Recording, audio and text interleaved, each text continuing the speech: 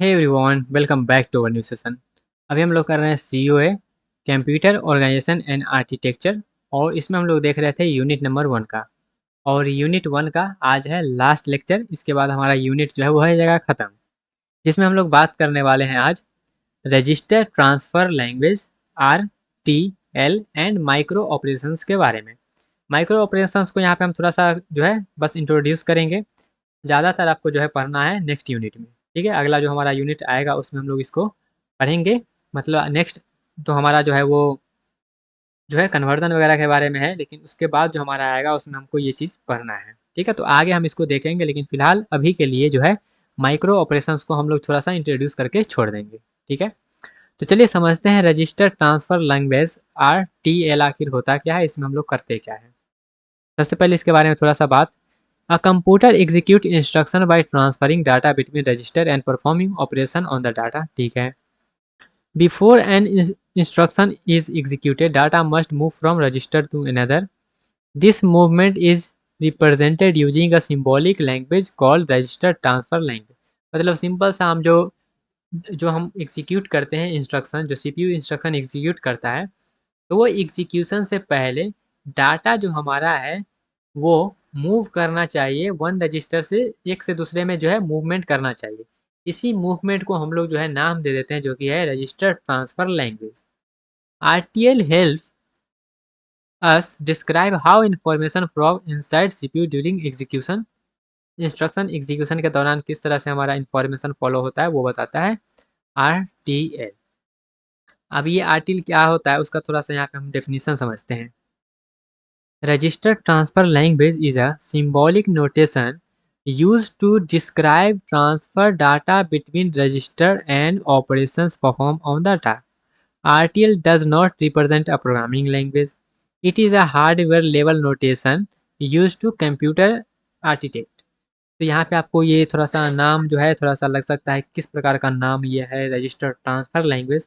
कुछ नहीं है, सिंपल सा ये डायरेक्शन बताता है कि हाँ इधर जा रहा है उधर जा रहा है, और कुछ नहीं है। ठीक है, तो अभी बस थोड़ा सा एग्जाम में लिखने के लिए तो कुछ कंटेंट होना चाहिए ना, उसी लिए हम यहाँ क्या किए हैं कंटेंट यहाँ पे लगाए हैं। लेकिन ये ज़्यादा कुछ नहीं है, बस समझ जाइएगा तो आप जो है खुद से भी लिख सकते हैं।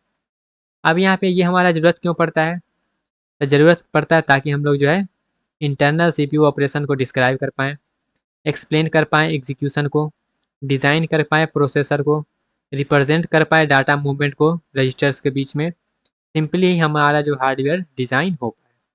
ठीक है, जैसे कि RTL नोटेशन की अब हम बात करते हैं। ठीक है, देखिएगा आप सिंपल सिंपल सा चीज़ आपको लगेगा। RTL uses the left arrow symbol. क्या करता है, ये लेफ्ट एरो सिंबल को यूज़ करता है इस तरह से। जैसे कि हमारा सबसे पहले आएगा डेस्टिनेशन, फिर आएगा सोर्स रजिस्टर। जो भी हमारा डेस्टिनेशन है उसको इस तरह से लिखेंगे, और जो सोर्स रजिस्टर रहेगा उसको इस तरह से लिखेंगे, और हम क्या करेंगे इस तरीक़ा से एरो के डायग्राम से इसको रिप्रेजेंट करेंगे। ठीक है, it means copy the content of source register into destination register. तो ये हमारा लेफ्ट एरो से हमारा सही यूज़ होगा, ये ध्यान रखिएगा। जैसे कि एग्जांपल के लिए हम लिख रहे हैं R1, फिर एरो जो भी हमारा लेफ्ट साइड है वो, फिर R2। तो इसका मतलब ये है copy the content of R2 into R1। क्या कर रहे हैं, R2 में R1 का कॉपी कर रहे हैं। क्लियर हुआ, तो ये सिंपल सा नोटेशन समझ में आया आपको।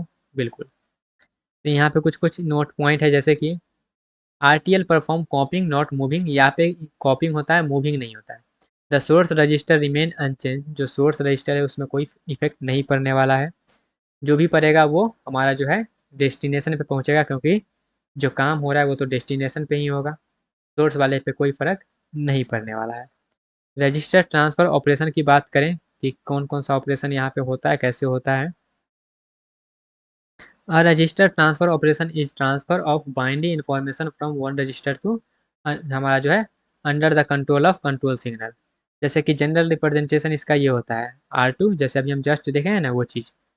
डाटा फॉलो करेगा हमारा R1 से R2 की तरफ से। लेकिन यहाँ पे हम बात करें अब कंडीशनल रजिस्टर ट्रांसफ़र, मतलब some time data is transfer only if condition is true. कभी कभी हम कंडीशन भी लगा देते हैं, जैसे कि हमारा ये होगा इफ़ हमारा जो है P का वैल्यू अगर 1 रहेगा तभी ये होगा, अदरवाइज नहीं होगा। ठीक है, जैसे कंडीशन आप लगाते हैं ना इफ कंडीशन प्रोग्रामिंग लैंग्वेज में, सेम उसी तरह से यहाँ पे हमारा ये है। नेक्स्ट हमारा है बस ट्रांसफर। अब bus transfer is a transfer of data between register through a common communication bus instead of connecting every register directly we use bus. हम डायरेक्टली जो है बस के यूज से कर सकते हैं, हम सभी रजिस्टर को बिना कनेक्ट किए हुए, क्योंकि बस हमारा यही प्रोवाइड ही करता है कि हम लोग जो है एक कॉमन कम्युनिकेशन मीडियम हमारा रहेगा, उसी मीडियम से हम लोग जो है सब काम करेंगे। तो वही हम बस का यहाँ पे जो है यूज़ कर ले रहे हैं। जैसे सपोज करिएगा हमारे पास जो है register R1 R2 R3 R4 सब कनेक्टेड है कॉमन बस से। अब इसी कॉमन बस से हम लोग क्या करते हैं, सब को शेयर कर सकते हैं। The control unit select which register send data one बस। अब कौन सा रिसीव करना है वो उसको क्या करेगा, सिंपल सा बस के जरिए हम लोग कर सकते हैं बिना फालतू का वायर कनेक्ट किए हुए सबके बीच में।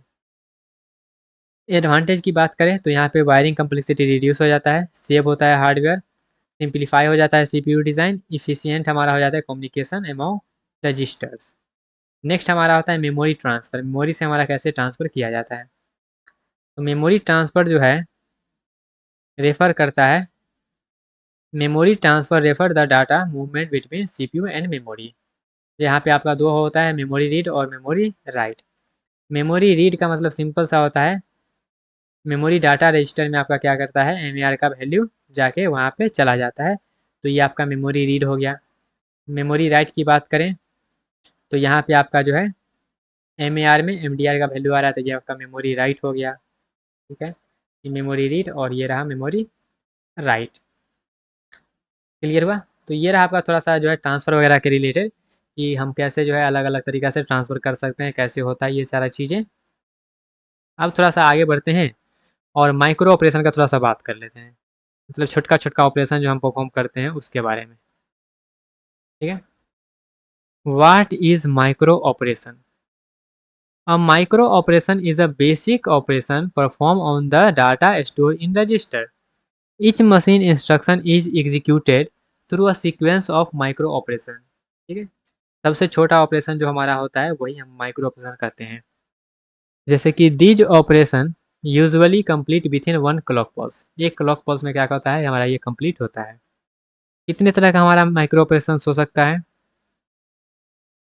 तो यहाँ पे हमारा जो है register micro operation, arithmetic micro operation, logic micro operation, shift micro operation, transfer micro operation, ये इतना टाइप का हो सकता है। सबसे पहले अगर हम बात करें रजिस्टर ट्रांसफर माइक्रो ऑपरेशन का, तो ये हमको बताता है कि एक रजिस्टर दूसरे के रजिस्टर के बीच में जो है कैसे डाटा को ट्रांसफ़र करेगा, वो हमको ये बता के देता है। यहाँ पे कोई भी कैलकुलेशन परफॉर्म नहीं होता है, ओनली डाटा ट्रांसफ़र अकर होता है।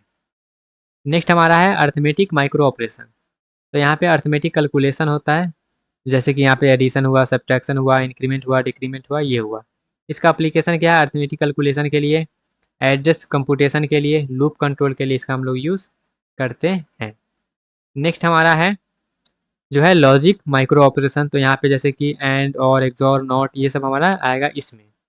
इसका एप्लीकेशन क्या है, data masking, bit manipulation, error detection, detecting maxing, ये सब हमारा जो है आता है लॉजिक, मतलब सिंपल सा छोटा छोटा ऑपरेशन को हम लोग माइक्रो ऑपरेशन बोल दे रहे हैं।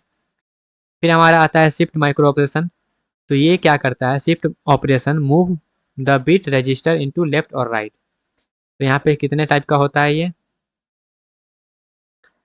तो ये आपका होगा लॉजिकल शिफ्ट, फिर आपका अर्थमेटिक शिफ्ट, फिर आपका जो है सर्कुलर रोटेशन या फिर सर्कुलर शिफ्ट आप इसको बोल सकते हैं। वैकेंट पोजीशन यहाँ पे हम 0 से फिल करते हैं, जैसे कि यहाँ पे देख सकते हैं ये बिफोर था, ये लेफ्ट और ये हम राइट कर दिए। अर्थमेटिक शिफ्ट में हमारा जो होता है साइन नंबर यहाँ पे हम लोग करते हैं, प्रिजर्व होता है। फिर सर्कुलर बिट में हम लोग क्या करते हैं, the bit shift out from end of the insertion back opposite point, मतलब सिंपल सा सर्कुलर में घूमते रहते हैं। ठीक है, तो ये कुछ कुछ छोटा सा है, बेसिक पॉइंट वो सब है और कुछ नहीं है इसमें। तो यहाँ पे बस हम छोटा छोटा बात कर लिए हैं ना, जब आगे हम बढ़ेंगे तो वहाँ पे प्रॉपर हम माइक्रो ऑपरेशन लिखेंगे भी और समझेंगे भी, तो वहाँ पे आपको पूरा अच्छे से समझ में आने वाला है। लेकिन यहाँ पे हम उतना जाए, जस्ट आपको थोड़ा सा बेसिक बताए हैं।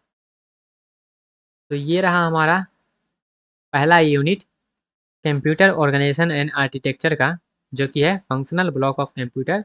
और ये यूनिट में हम ये सारी चीज़ को बात किए हैं, एक बार आप सबको देख लेंगे। सभी स्लाइड को आपको दिखा देते हैं। और ये जो नोट्स है वो नोट्स आपको जो है एक्सेसिबल हो जाएगा। आप टेलीग्राम पे मैसेज करके भी पूछ सकते हैं कैसे एक्सेस करना है, अगर जिनको चाहिए उनको। ओके, नहीं तो आपको वेबसाइट्स पे ही जो है आपको मिल जाएगा, वहाँ से भी जाके आप कर सकते हैं। ठीक है, तो कैसा रहा ये यूनिट 1 ज़रूर बताइएगा।